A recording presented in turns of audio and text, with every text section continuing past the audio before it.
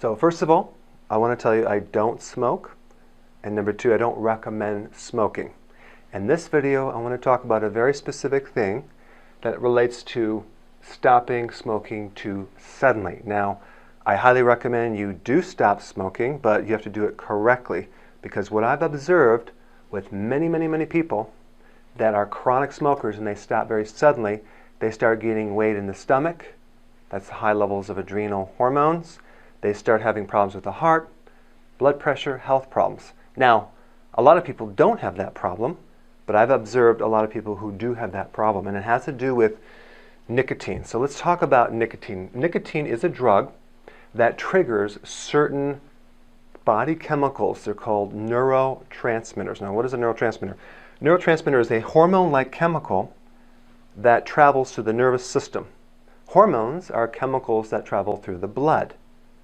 So nicotine triggers some neurotransmitters which have to do with the stimulation of the adrenal glands and other body parts. Okay? So we're going to talk about the adrenal. Over time, chronic smokers with a lot of nicotine start to trigger the adrenals, and to the point where you can feel relaxed when you're smoking, because nicotine opens up or vasodilates the arteries around the heart. They're called the coronary arteries, the main arteries around the heart. So you can actually feel like you can relax when you smoke. It's kind of weird, isn't it? And it also relaxes the bronchial tubes. So when you breathe this smoke, you can feel like you can breathe better with nicotine. It's not the smoke, it's the nicotine that opens up the bronchial tubes. And this is all initially when you start smoking, but over time it becomes a lesser effect. So you need more and more nicotine to create that effect. So people generally smoke to reduce stress, and they can actually feel calm. But what's happening is just a drug that's manipulating these certain chemicals, giving you the illusion that you feel your stress going down when really it's going up. All it's doing, it's opening the blood flow to the heart, and it's opening up the lungs, but creating a lot of other issues for the rest of the body.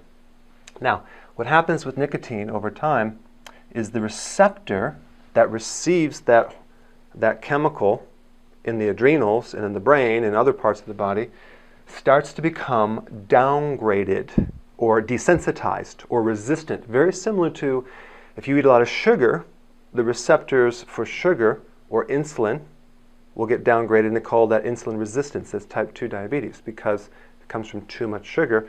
Well, the same thing with too much nicotine. Your body is basically trying to adapt and reject the nicotine.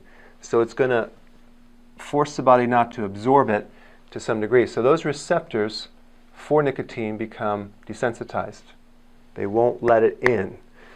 So here the body is, your adrenal glands, which is the stress gland, are so dependent on that nicotine over time that if you stop cold turkey, with these receptors being downgraded, you like have a sudden shift of neurotransmitters that drop way down because they're so dependent. It's like having a child that's so dependent on the parents that parents do everything for this child till he's 20 years old and kick him out of the house. He can't survive. He doesn't have any skills.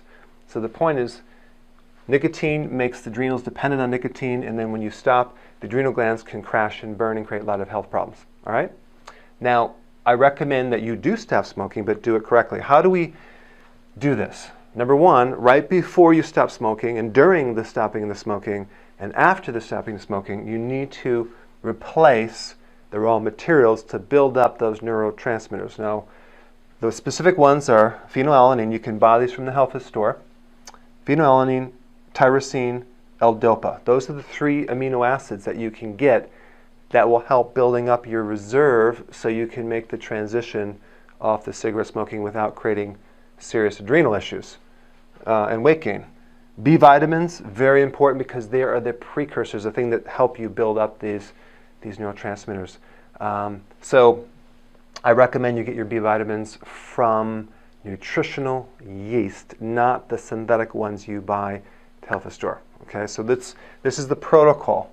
All right, so I just want to summarize the point that if you ever ask someone when they started gaining weight, many times they'll say, well, after I stopped smoking. And yes, it could have to do with the eating more, but a lot of times it has to do with the adrenal glands that can't recover from years of the dependency on that drug. Hope this helped. I'll see you in the next video.